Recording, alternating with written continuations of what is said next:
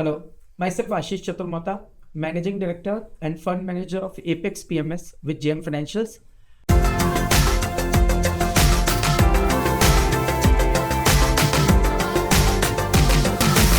Today we are going to talk about recent efforts to reignite India's consumption engine. So the recent policy tilt towards consumption-led growth represents a very decisive shift in India's economic trajectory. A combination of income tax relief, GST rationalization, steps by the RBI in terms of repo rate cut and a reduction in the CRR, which is going to add a strong liquidity infusion, and with the monsoons also above normal, all this is going to lead to a very meaningful recovery in the rural and semi-urban kind of markets in terms of the consumption boost. The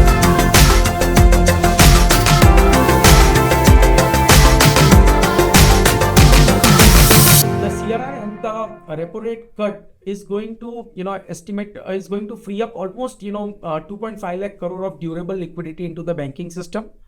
On the fiscal side, if you look at the revision of income tax is expected to release 6 to 10% of the household budget, bolstering the discretionary spending capacity. And at the same time, GST 2.0 has rationalized the 4-tier structure into a 2-tier structure, where we have come to the rates of almost 5 and 18%.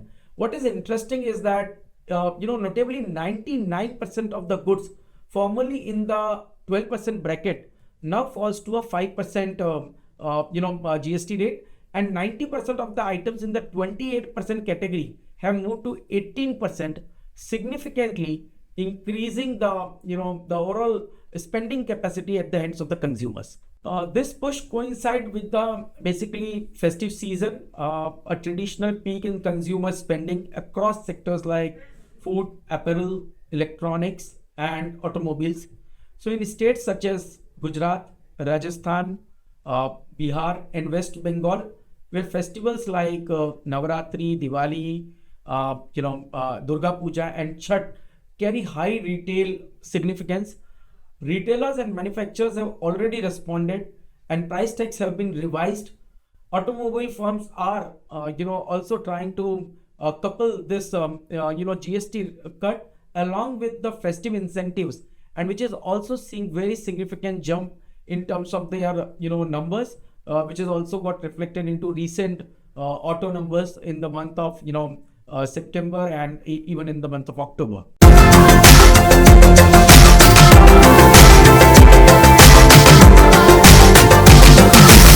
Channel checks in September 2025 points to robust consumer traction, with distributor confidence suggesting that demand momentum may carry well beyond the festival period.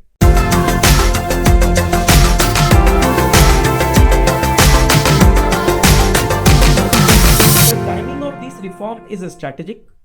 Consumption constitutes nearly 60% of India's GDP, and after a period of moderate growth, stimulating demand is crucial.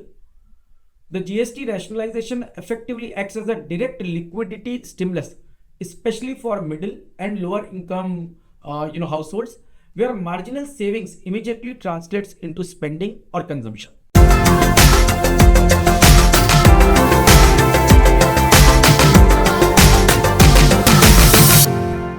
In our view, the initial and most direct beneficiaries are sectors whose demand elasticity to incremental consumption is highest, which includes automobiles, especially entry and mid-level segments, durable consumer electronics, home appliances, discretionary retail, and lifestyle goods. As household channel savings into big ticket purchases like cars and appliances, the cascading effect is likely to flow into smaller items like discretionary retail or apparel, or foods and beverages. Moreover, the recovery in durable good demand has a multiplier effect. When a consumer buys a refrigerator, the ancillary demand for components, logistics, and after sales services also rises, creating ripple effects across supply chains. Similarly, a rise in auto sales stimulates demand for part, financing, and insurance. In this environment, consumption-oriented sectors are likely to lead, especially in semi-urban and rural markets where a latent consumption base remains underpenetrated.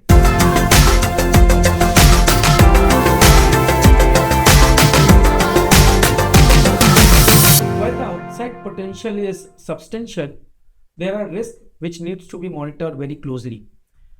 Because of the recent GST cut, government may face a revenue shortfall estimated to be around 48,000 crore from GST reduction, constraining its ability to sustain capital expenditure and counter-cyclical stimulus. Secondly, export-oriented firms may face near-term headwinds from tariff uncertainties or global challenges or slowdown which we are facing, which could offset gains which are arising from the domestic demand. Thirdly, the execution of tax reforms and the new GST structure involves transition risk. Input tax credit pass-through could weigh on margins in the near term. Nevertheless, we believe most of the risks are transitory or manageable over the medium term.